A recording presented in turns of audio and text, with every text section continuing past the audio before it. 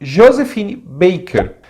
Ela nasceu como Freda Josephine MacDonald em 3 de junho de 1906, em St. Louis, nos Estados Unidos. Além de ser negra numa das regiões mais racistas dos Estados Unidos, ela sofria com mais preconceito ainda, porque ela era filha de mãe solteira.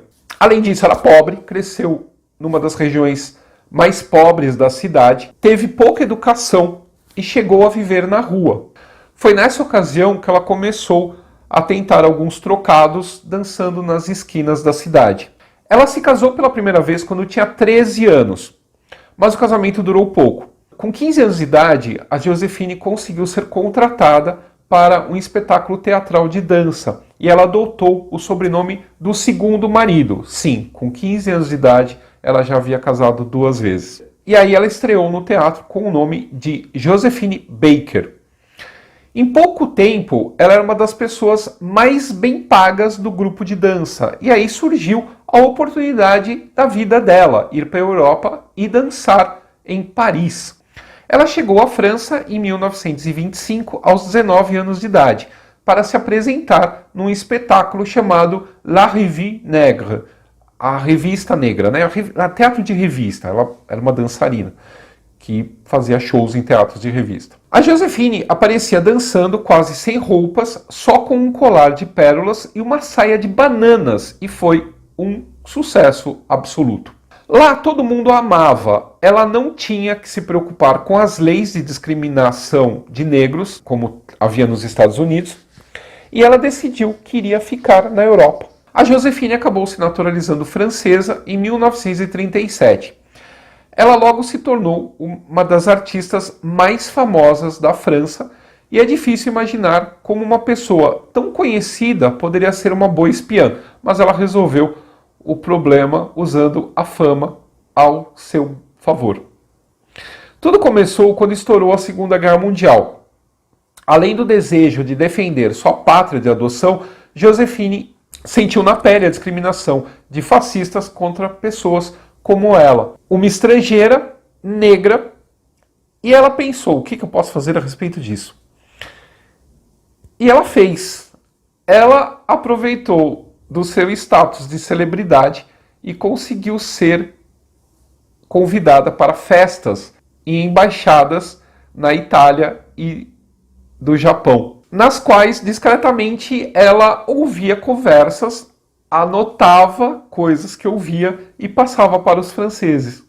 Quando o exército alemão invadiu a França, ela conseguiu fugir para o sul, para um castelo, e lá ela acabou escondendo vários soldados da resistência francesa. Não se passaram mais que alguns meses até que ela fizesse contato com o líder da resistência, o general Charles de Gaulle, que estava em Londres. E a Josephine então conseguiu uma turnê para a América do Sul e assim conseguiu atravessar para a Espanha e Portugal, levando escondido em seu vestido documentos sobre o movimento das tropas alemãs.